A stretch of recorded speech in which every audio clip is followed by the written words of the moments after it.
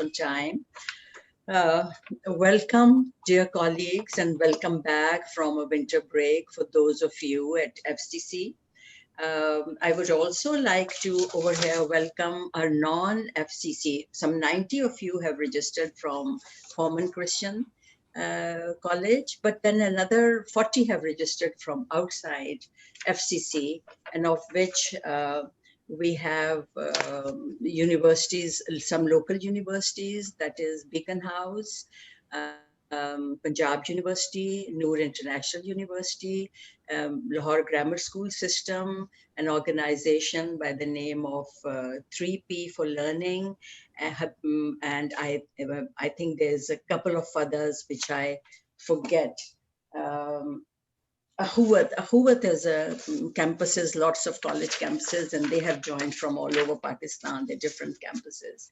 I would like to acknowledge them, but I would also like to acknowledge our international partners, American universities from, they have many people, some 11 who have registered from American universities in Bulgaria, Cairo, Armenia, Central Asia, Switzerland, and even from Iraq. I'm so delighted.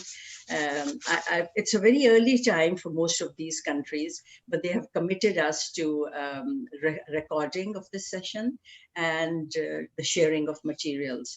So before we go any further, I would like to invite Suleiman, the Zoom manager for now, to walk us quickly and remind us about some basic etiquettes. Suleiman?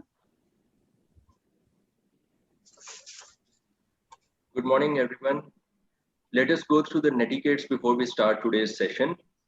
Please rename yourself according to this format. First comes the brief institution name, then comes the brief department name, and then your full name. Please see this example. And this is how you have to rename yourself. Right-click your own video and then select rename. If you're facing a bandwidth issue, please keep your video turned off. We will keep you all muted during the session, but if you have a question, please write it in the chat box. If allowed to speak, host will ask you to unmute yourself. You will get a notification on your screen to unmute. Please proceed accordingly.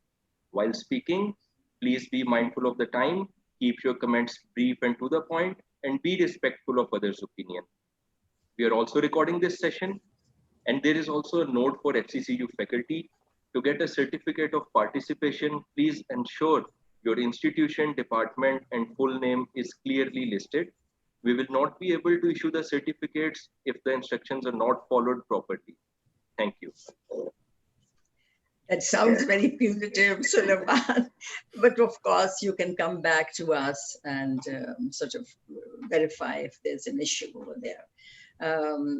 Coming back to assessments, we all know that assessments is the key component in any educational activity. How do we find evidence that the SLOs, the student learning outcomes, have been achieved? And with the shift to online and blended modality, it has even become more elusive.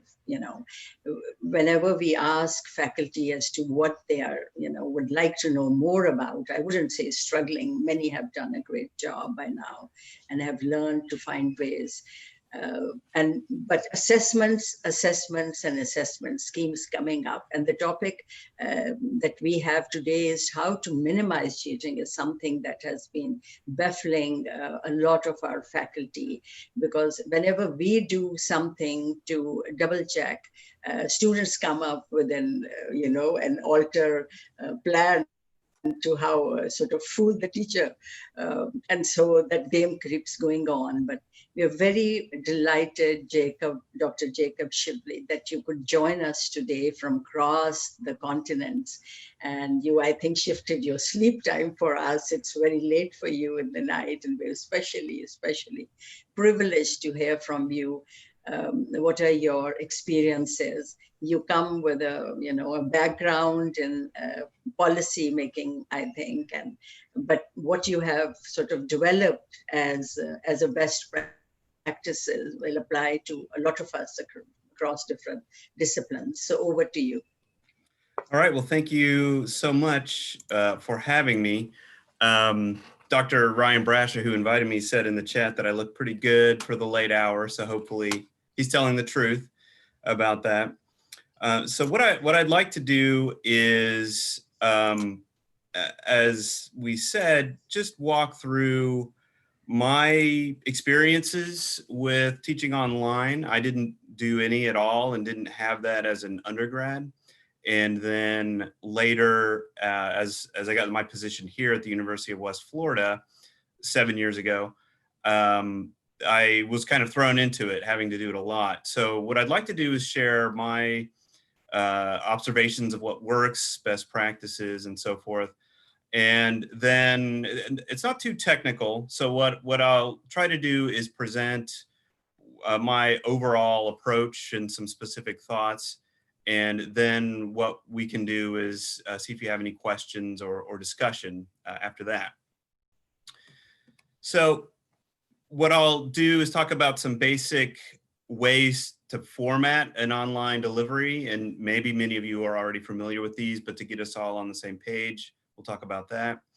Then I want to briefly mention what I think are the basic types of possible cheating or large categories.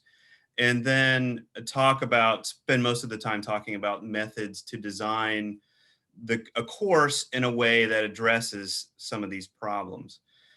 Now, briefly, my background, if you're interested, is in political science. I have a PhD in political science from Indiana University. My main area is international relations, and I had a book out last year, actually, on U.S. foreign policy in the Trump administration. But as I said, I've spent a lot of time just thinking about teaching in general. That I knew that was going to be, perhaps like many of you, something I'd be doing a lot as an academic. So I'd been thinking a lot about it a lot. And as I said, once my job started here at the University of West Florida, I was kind of thrown into the fire. We had several different types of online teaching, or really two major variations of online teaching.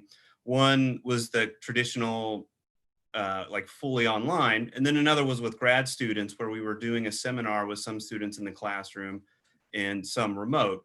So and then of course last year, we've all been thrown into this challenge of online teaching. So I felt like I had a good opportunity to hit the ground running with this. And hopefully I can bring to you some helpful insights. So the argument I'm going to make here is that maybe the best way to think about your approach to cheating and other similar challenges with online instruction is the course design itself, rather than specific assignments and so forth, or rather than taking your existing in-person class and converting it directly to an online format. Think about reorganizing the course in general in a way that just makes cheating difficult, right? Or it's going to be difficult for students to succeed if they cheat in the traditional ways. And as we move forward, hopefully that will make a little more sense. And I'll circle back to this concept as we move forward.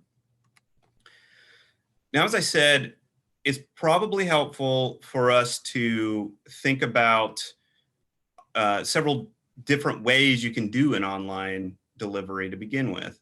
And again, many of you may be familiar with these, but I think it's helpful to set the stage for us. The first one is a synchronous experience. A lot of faculty over the last year have reached for this approach, where you're meeting with students live, right? You're trying to translate the classroom experience directly into an online environment. And what we're doing right now is a little bit like that, right? Where I'm kind of giving the lecture and then we can have discussion at the end. And that's a very useful way for students to engage. But I want to make the case that, and there's definitely a role for that. As I said, in my experience, it works really well with smaller groups of students, particularly graduate students. What we do in our university is have a special room with large screens on two or three walls. And there's some students sitting around a conference table, and then some students come in like we're doing right now on Zoom or Google Meet. And we just have a discussion like you would if everybody was there in the room. And that tends to work really well. But those are students who are highly motivated. They've got bigger research assignments that they have to work on. The testing is a little different. And again, it's a smaller number of students. So the cheating issues in that environment are a little different. When you translate that to undergrad experience, you've got a whole range of student motivations and so forth. You might have larger classes. So this is the often the asynchronous experience where it's fully online, as we say, right? The students are handed a set of instructions, maybe week to week. Maybe you do talk to them live regularly, and then they're given specific deadlines to complete their work. And you can imagine, right, as we've probably all seen lately, that it's not hard for cheating to creep into this process. Students can, as I'll talk about in a moment, find materials online, talk to their friends, and so on. Another model here that's been floating around for many years is the idea of a flipped classroom, which you may have heard, or a hybrid experience. If you're available to do this, this can head off some cheating issues, and we'll talk about that. But the idea here, if you're not familiar with it, is simply that you work with students in person, and it's almost like a lab setting or a discussion setting in the classroom, and then where you meet once a week or occasionally, and then they're doing most of the like lecture and study and writing and so forth at home or remotely. So you meet occasionally or not as often, and you use that in-person time in a different way. So what I want to focus on, as I said, is the asynchronous experience in particular, because I think that's the most common experience as I've found that a live experience is difficult because you have to plan out the entire course as if it's going to be asynchronous, and then also do live lectures and so on. That gets very time consuming. So if you have more than one or two courses, that can be overwhelming. And some people make it work. And I should say I've seen a lot of folks here, faculty in the US, who they prefer that approach. So it's really up to you, but I want to focus on the asynchronous. Now, I think it's helpful to also to say that there are some specific possible categories of cheating, or we can divide this up into some different frameworks. The first one would be that students have their notes open or their books open when they're supposed to be taking an exam. And normally in person, that's not happening. Now, there are some instructors who will have open book tests and so forth. So that's not impossible to imagine, but often, particularly if you're more in the sciences, or you want students to learn certain vocabulary and so on, it's important for them to have material memorized. Or, a major issue might be sharing answers. You've set up a quiz, someone takes it, and somebody else then gets the answers from a friend.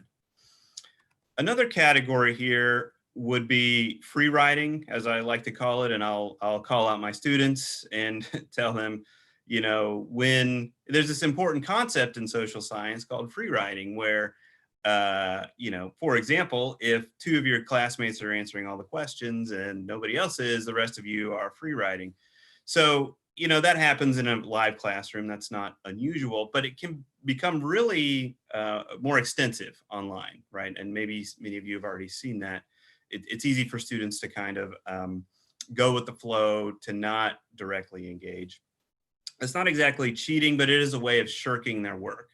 So we want to talk about that too.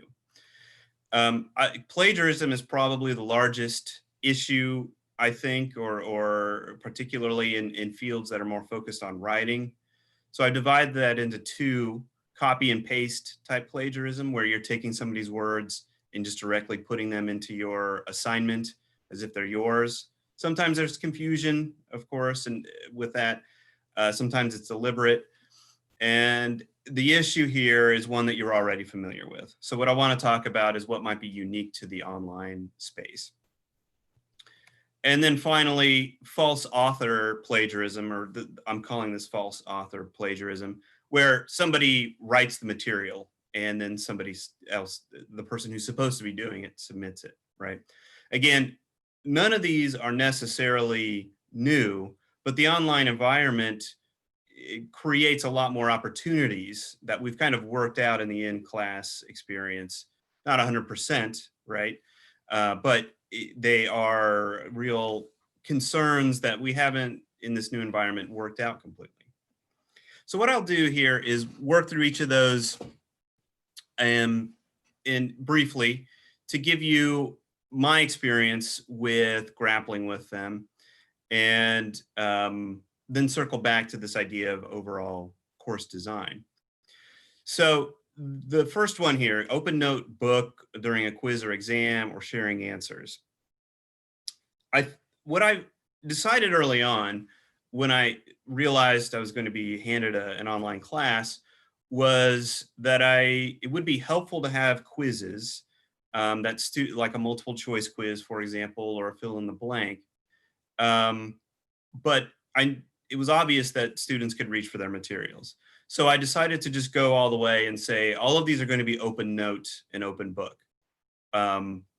So once I assumed that, the question becomes, well, then how do I write a quiz, that's actually challenging students, that I'm getting that I'm ensuring that they're learning the material? So one design element here is that I just set up weekly short quizzes, 10 to 15 questions usually.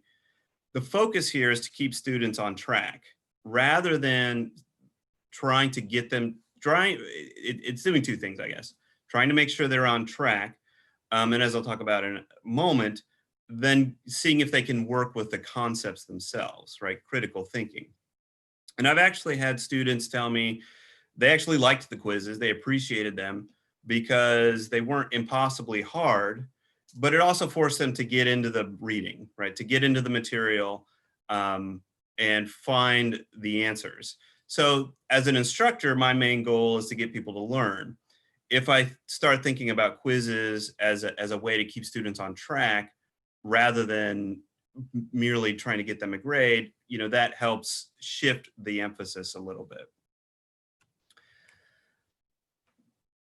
So in the questions themselves, what I will try to do is give some very basic, a mix of questions. One type of question is just a basic factual question. If I'm talking about the International Monetary Fund in an international organizations class, how does it work? What is this concept related to it? But it might be a little more specific than I might ask in a in-person classroom setting, because I know they have to go to the book and find it. So I want them to engage that material. The other key thing here is lectures. I want to make the case that it's important to record lectures, either large ones, or that you break into chunks, or smaller, 10-minute lectures that they can work through during the week, because that is material that they can't just look up online necessarily, right?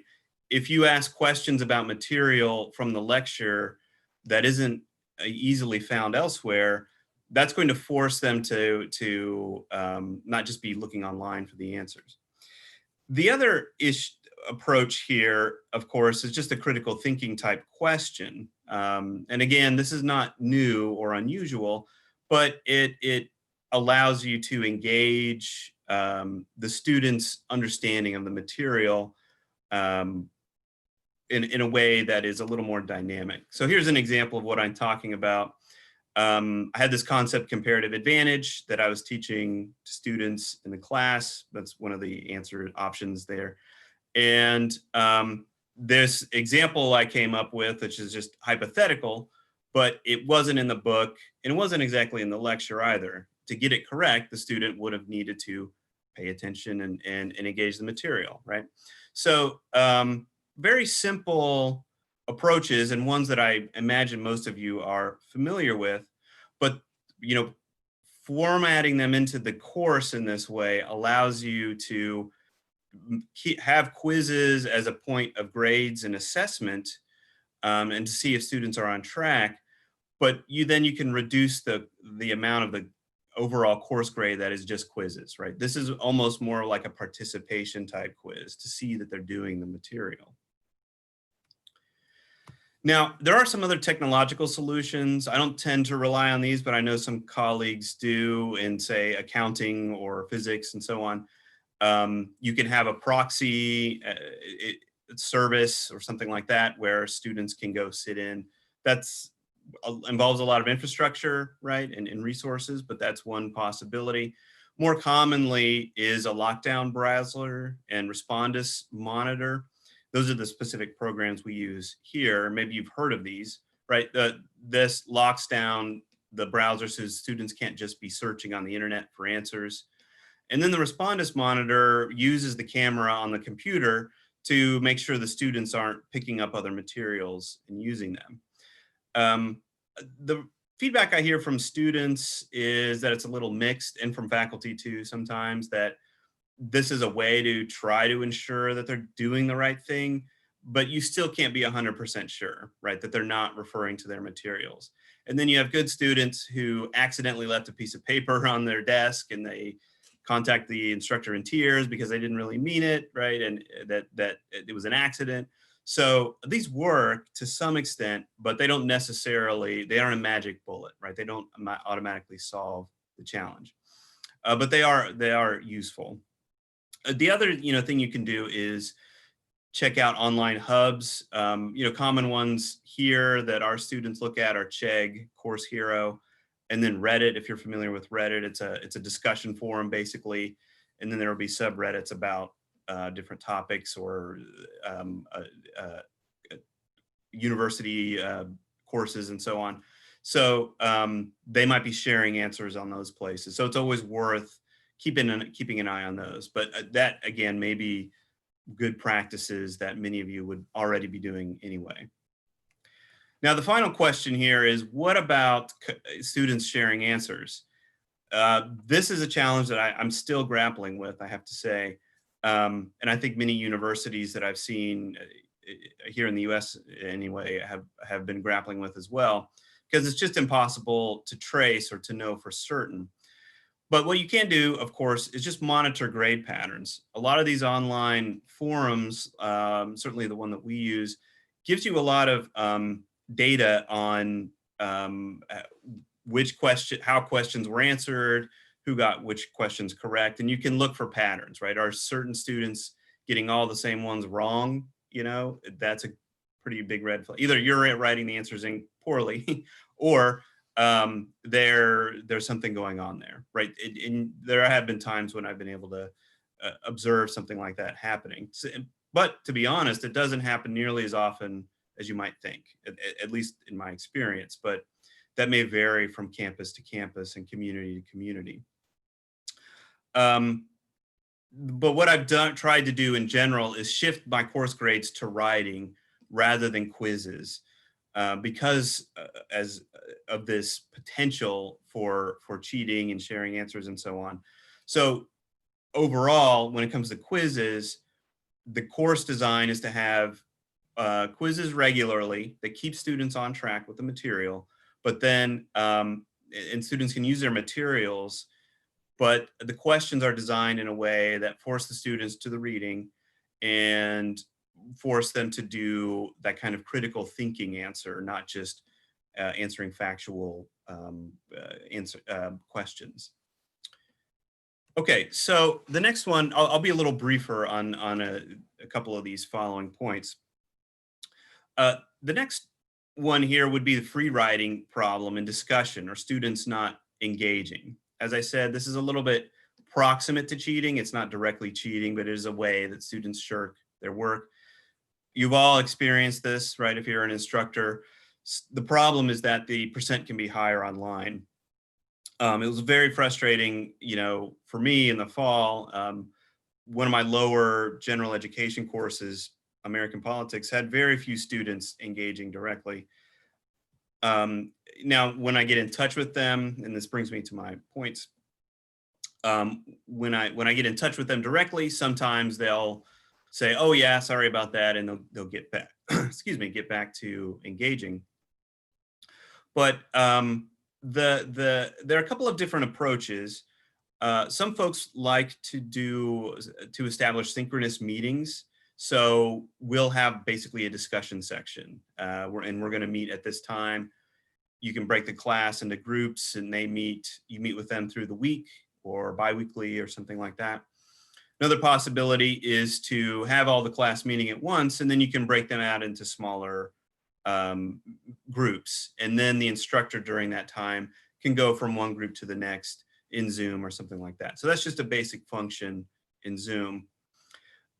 What I've developed, or what I tend to prefer to do, is focus on discussion boards, but not the way discussion boards are typically used, or I should say early on, discussion boards were treated as either a space for opinions from students, or faculty would require really long answers, thinking that it's almost like an essay, or you need to respond to 5 different students, So the discussion board experience got really ponderous and overwhelming, and it was hard for students to kind of navigate that. So my approach is to try to clean it up a little bit, and treat it as kind of a hybrid between a discussion and a homework assignment, basically. I try to limit the amount of writing to 1 to 2 paragraphs. If it's more than that, students, start to get fatigued. Some really love writing, and they'll give you long, solid answers. But for some, it's going to be really taxing. And if they're doing that regularly online over the semester, they just get worn out.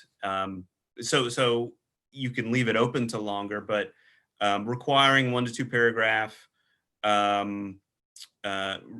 discussion comment, where the first paragraph is, tell me about the source that you found online. I'll have students find court cases, for example. Tell me about the case, and then tell me how you analyze it, right? If somebody has a similar case, then they respond to that, and they'll try to either agree or disagree, but they also give their assessment and so forth. So there's a little bit of dynamic discussion between the students, but they're not getting totally hung up on this because they need to do their other assignments for that week in the class. And you can focus this on a specific course concept. We're going to talk about realism and international relations this week, and here's a specific case, or you might present them with a provocative topic. If it's a political issue, or some other topic in the class that you've discussed, you can frame it as, tell me, how do you assess this issue? What's your position? But be sure to mention course materials, right? Course concepts. So none of this is, again, particularly unusual. I imagine many of you use these types of tools in your own classrooms. But the key here is to, again, have students engaging these regularly. I try to do it weekly because it forces students to find material related to the course and engage their classmates in a brief discussion forum. Now, the other key on your end is quick feedback. This is especially important early on in the course. Some of you may be great at this. I get really exhausted giving good feedback, and I get slower and slower through the semester. But what I try to do in the first month or so is give a lot of good, a 1 out of 10 grade on these discussion posts, and say, that this is X and Y is fine, but you need to expand on more detail. Your analysis is missing, that type of thing. And once they see that they're being held accountable, the quality usually remains pretty good, right? But you have to put in that early engagement. So again, this is a way to get some quality work from students. You can't guarantee that they are not having someone else help them out with that, for example, in terms of cheating and plagiarism. But it's going to be difficult for them to sustain that through an entire semester. So here's just an example of what I'm talking about if you want to briefly look at this. But what I do is have students, in this case, This is an American politics class. Students go to the Supreme Court website, find a case from the last year that they think is interesting and important, describe it, summarize the case, and then explain how it relates to a specific concept from the class. And then on these, students are often going to have strong feelings, and so they may engage with a classmate on this. But they aren't required to do that necessarily in this one, but everyone can see what they're doing. And I think that also elevates the quality a little bit. Another way to do it is to set out a little more provocative question or an open-ended question for debate, right? Again, I try to keep this relatively brief, but you have to set out your view, or at least you could, if students might be afraid of sharing their personal views on something, you can say, another alternative is, look, you don't have to give us what you think, but what might a person in favor of this argue, right? Or someone opposed to it. So that gives them a little space to air out a view that isn't necessarily their own. And again, you're asking them to engage the material. Tell us what you think, but be sure to reference course materials, reference the lecture. That, again, allows you to ensure that they aren't just pulling material off the internet and throwing up whatever. And then when they do, they may get away with it to some extent, but their grades are really going to suffer, right? Or they're not going to get passing grades necessarily if they aren't engaging that material the way you've requested. Again, this can be time intensive, so you have to kind of gauge how you're going to do it. I often have a student assistant who will do some of the grading and offer feedback on these. So that allows that student some experience, and it takes some of that time pressure off me. But overall, students seem to, once they engage these, they stay pretty regularly engaged. All right, now the third issue out of 4 is plagiarism, the copy and paste problem. This is the same problem as an in-person class, as some of the others, right? So what I'll try to do, as I've already said, is require students to reference course material, particularly lecture material.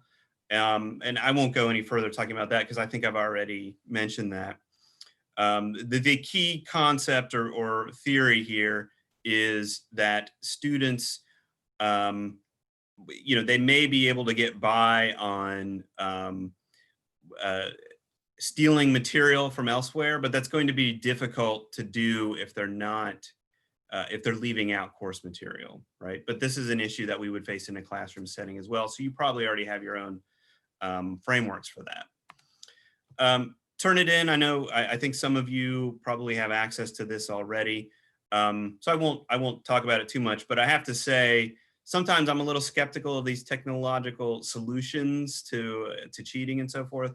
But I found Turnitin to be extremely helpful, and I've heard from students, who admit, that it really helped keep them honest in some cases. And if you're not familiar with it, it just scans a document that students upload and shows, as you can see here as an example, what quotes come directly from somewhere else. And then it'll give you a percent of the paper, that is being duplicated from somewhere else. I think many of you are probably familiar with this. The challenge, of course, is that you may not have your institution may not have access to it. You might not have the resources for it. But if you can use it, I found it to be extremely helpful. And in one case, I had a good student last semester who said, I didn't realize I was plagiarizing, and it probably would have escaped me as well, except, he just didn't realize he wasn't using his quotes correctly. So it's a very useful tool, but that's probably familiar to many of you. All right, so the final point here is plagiarism with the problem of a false author, right? This will, in some ways, might be the most difficult to address because a plagiarism, you'll see kind of the language changing through the paper, or if you have Turnitin, it's obvious.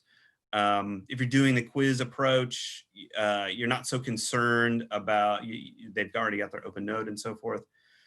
So how do you deal with the potential, and this is I have seen studies showing that this has become a lot more common, having students submit material that they didn't write. How do you grapple with this? As I've already said, reiterated many times, have material that's specific to your course. I started recording lectures early on. I just thought that was intuitive and made sense. It turns out a lot of faculty on my campus weren't doing that or haven't been doing that for some time. I think more are doing it now. But students would actually thank me and say, "Oh, this was a great class. The instructor actually talked to us." So that makes an important point of engagement for students, but also if students have to refer back to lecture material that you couldn't just easily look up necessarily, like a case study or something like that, that only is in the lecture, that's going to be difficult for someone else to try to replicate, right? They would have to be listening to that material too throughout the course. Maybe they'll do it once or twice, but it's going to be difficult for students to sustain that. Again, the topic here is minimizing cheating. We're never going to probably get rid of it 100%, but this is a way to throw up some blockages to slow down that process and force students to engage the material. If you have access to a hybrid or a flipped environment, as we already discussed, you could certainly have a lot of the material online and just have students come in and write their tests, right? This is a pretty simple formula, but if you hadn't really thought about the flipped environment in this way, it's a pretty simple way to solve the issue. Now that doesn't solve it necessarily for like a research paper or something, but that is another approach. And then briefly, last thing here is the take-home exam. A familiar approach probably for many of you, but I've grown to like this as a solution because it forces students to kind of live with the material a little bit for a while, rather than memorizing it, come and writing it out and leaving. This is particularly well suited for an online environment. We don't need to look at all this. This is just an example I have here. But what I have students do is refer back to course materials, quote course materials, lectures, and so on. So again, that's going to be very difficult for some other student, some other person to replicate necessarily. All right, so I could walk through some general tips I have, but I'll set that off to the side. For now, that's just how I have gone about developing course materials. And I will just come back to summarize and reiterate that the key here, the key principle or takeaway is to try to think about designing your course in a way that makes cheating more difficult.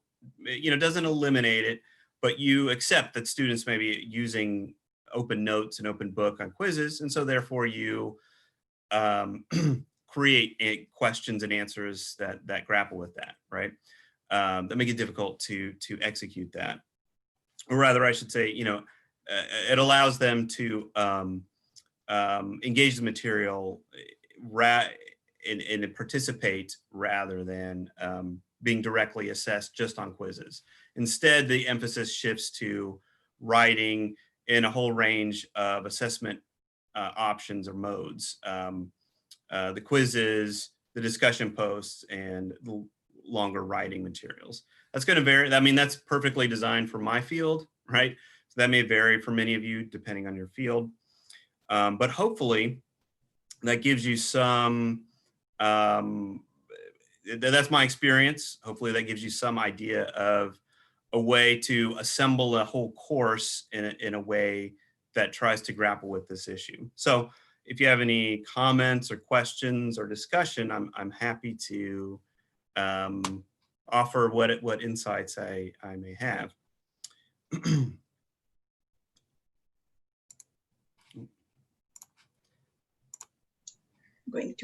Thank you, Jacob. You finished dot on time, 40 minutes, and it was perfectly orchestrated to the two. And great tips. But before we go on there, I just wanted to see if there were any questions from our colleagues. I do see that one of our partners from outside FCC has underscored the issue, the bigger issue, the moral issue of honesty and inculcating it among students. And sadly, I had to say we are just dealing with what is a class issue at the time, but that is a collective responsibility. And yes, that should be very important in our minds, how to inculcate that in our students. And we keep on trying. But then there is, from a grammar school, actually it's a primary grammar school, and I did not know how you got access. We sent it out to our partners, basically in higher education institutions. But the point she makes is great, and she talks about making assessments credible by opting for a combination of digital tests and oral exam conducted online. And I think that's something similar to what you said. Sure. Marvi, you are tough to satisfy. I know you keep coming back to assessments as a moral issue, but I totally agree the two are linked very well together. If there are any more questions from our audience, please unmute yourself and please feel free to ask questions directly.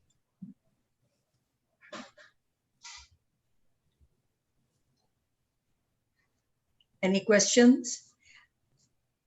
I do not see, why cannot an oral evaluation from the assignment, why not an oral evaluation from the assignment they submit? That's one point, and I think that's a pretty credible point, Jacob. Don't you think so? That you can have an oral viva sort of a thing after written assignment or something. Yeah, that's actually an excellent idea. And I was talking about that in very vague terms, right? You could meet students in person, but another way to do that, which I didn't think about, was you can talk to them directly, with an oral exam type format. And that's an excellent way to get around a lot of these challenges. And and this is true if you're talking about they have to learn formulas or something like that. They're working with it directly with you. And if you're already doing oral exam type format, then that works perfectly. Here, we tend to do that a little less. Like if I have a large classroom, that's going to be a little more challenging. But yeah, that would be a perfect way to address some of these challenges. And I think the hybrid model in which your campus is working and in which the blended model format in which we will intend to work as soon as government lifts, the sort of an embargo in that way, is that you can, the in-person sessions then in the class become a way of double checking and ensuring that students, minimize plagiarism and cheating, because then they're in class, and so you could sort of do the testing in batches. And I think in some ways that works very well. Since there are no more questions, may I ask our academic vice rector, Dr. Trimble, to sort of thank you formally and wrap up the session for us. And of course, not forget to thank Ryan, who brought us together. Dr. Trimble, over to you. Dr. Shively, there was a slide or two at the end there that you went over, that you skipped. I was just wondering if there's anything there you wanted to share, given that we have a minute or two. Yeah, I'll go back to those. I wanted to make sure there was enough time for discussion and questions if there were any. So hold on, let me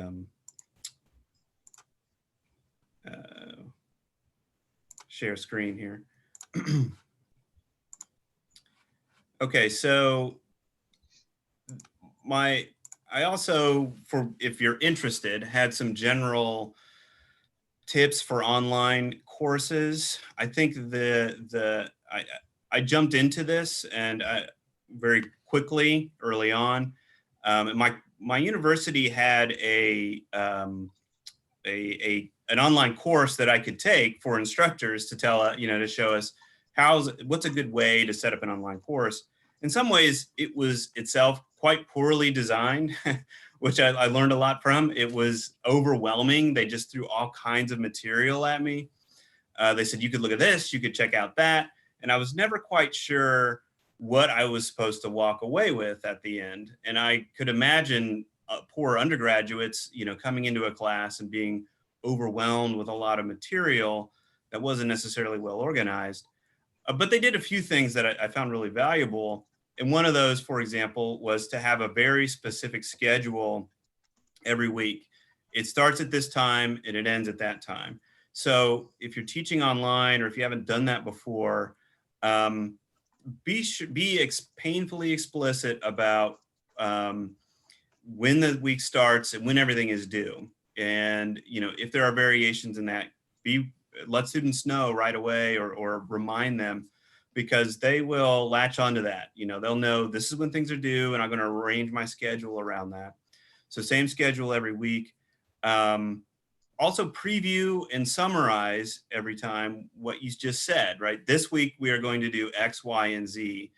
We're going to, when I try to keep my format exactly the same every week. So it's usually, there's going to be a reading, there's going to be lecture, and a discussion and a quiz. And then, and then it summarizes. And then occasionally into that cycle, there will be a larger paper, a medium-sized paper, or something like that I'll work into that. But they know that's the pattern, right? It's pretty simple, and I try to keep it visually clean as well. And then at the end of that module, it says, by the end of this week, you will have done X, Y, and Z, right? It's impossible. Well, it's still possible, but it's difficult to lose your way there. So that's one basic bit of information or design that I recommend, that seems obvious at first, but you really have to work at coming up with a design that works for you, and then just applying it every single week and fitting everything into that. The other few bits of advice: be sure to keep in regular contact with students. They really drift online, and many of you have probably already seen that. Send out an early email, get back in touch with them. In some classes, you may need to, we were already talking about, hey, you could do a little oral exam and that sort of thing. So that's one way to do it. But some kind of personal contact. If somebody's drifting away, look, you disappeared, I'm just checking in on you, that type of thing. And probably half of them will come back and say, oh yeah, sorry. There's always some percentage who vanish, unfortunately. But you can minimize that by keeping an eye on those students and who's turning in grades. I've already talked about recording lectures enough, so I won't mention that. But one concept that you may have heard of but was really helpful to me, I took a pedagogy course in grad school, and then again with online learning, is this idea called chunking, where you break pieces into smaller bits, right? You have a big lecture, break it into smaller pieces. And that's kind of my approach with those discussion posts. I'll have students go find a source material, and then the next week, another piece of source material. And then by the end, we've developed some materials for a paper, for example, right? Or in your lectures, you have divided it into 10-minute lectures so they can listen to it, digest it, come back and listen to a little more. So those are just a handful of general design tips for online courses that fit in within those other kind of anti cheating design suggestions I had earlier. So hopefully that's, if you hadn't heard any of those or some of those, hopefully those are some helpful bits of advice. Thank you very much, Dr. Shively. Those are excellent. This morning's session, or this evening's session for you, has been tremendously helpful. And I just want to reiterate some of the things that I heard, and I just really appreciate it. One was the emphasis on using short quizzes to keep students on track. What a different perspective on a quiz rather than sort of delving into what they know. Having, in a sense, a low stakes sort of assignment. It keeps them moving, it keeps them accountable. If they, if it's relatively have a small weightage, then even if they are cheating on that, then it's not going to have a huge impact on their grade. And I really appreciated time and again your emphasis on the shift to writing, because writing is unique to students and it really is helpful to keep them on track rather than on multiple choice or other sorts of more objective. The writing or even the oral accountability are excellent techniques. The second thing you talked about was free writing in the discussions. And I really enjoyed the way that discussion boards sort of rethinking what those can look like rather than a burden, but a way to engage with short pieces, engaging with one another in the class, looking at the content and making direct connection to not just opinion, but to things that were referenced in lecture or from other students. And I thought that was really helpful. Of course, I deeply appreciated the early quick feedback that you emphasized. I know that as an instructor, it can get difficult to keep up with grading, especially as the semester wears on.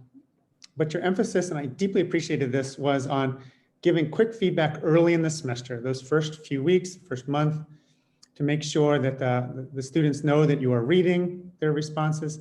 The students know that you care about that. They know that you're engaged with them and that they know what's expected of them. These are really, really helpful tips that I think will stand well. It sets a tone for the semester. That one, that you care for the students, that you care that they're learning, you care what they're saying, and that you're giving them feedback.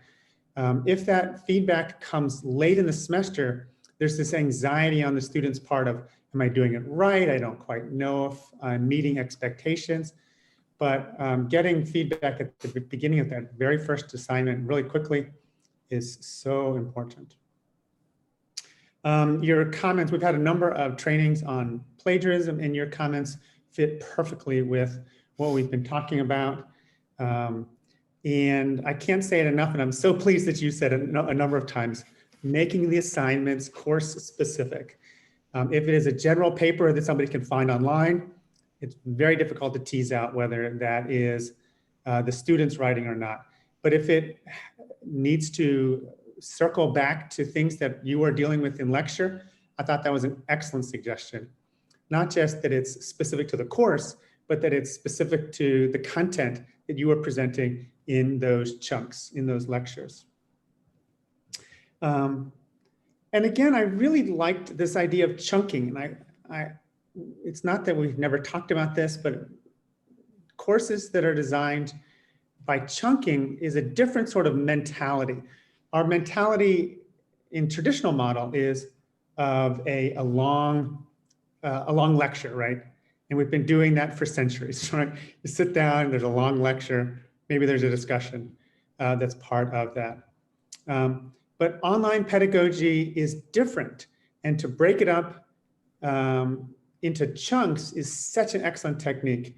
And I'm really glad that you were able to circle back to that and help us think about that. And I think we need to do a lot more with chunking, especially for online, not just thinking that what we do online is isomorphic or the same as what we're doing in class in person-to-person session. But when you switch to asynchronous learning, we switch to online learning, chunking is such an excellent technique, and I really appreciate you discussing that with us. So Dr. Shively, your comments are deeply appreciated. Thank you for your time. I hope you're able to get some sleep tonight. I appreciate you really helping us to think about excellent pedagogy and how excellent pedagogy can be linked to honesty and to keeping our students accountable and honest in their assessments. And Dr. Oksana, thank you so much for organizing such an excellent session. Helpful for me, helpful for our faculty, helpful for our partners in education that were able to join us on this session. So thank you very much. Thank you, Dr. Trimble. Dr. Shively, you cannot imagine how helpful this has been. We have been talking about assessments, this past year, but some of the tips that you have, techniques that you have really honed and underlined have, brought some new to our focus. And I see that they'll be very, very helpful for our faculty and all those who are teaching in hard times. We will be very thankful if you send your PowerPoint. We'll be sharing that with, most people are asking for it, when they registered, they wanted the materials. So we'll share that. We'll also be sharing the recording of this link for this recording to all those who have registered. And we see that right now there are still, nearly 70 people, faculty with us. We're very thankful to you for being there, and keep on meeting more soon. Again, we have another one actually on assessments in Moodle tomorrow by our own faculty here, Dr. Sabha, and I know many of you will join again with us. So thanks once again. Thanks, and Dr. Shipley, thanks again. Bye. Bye.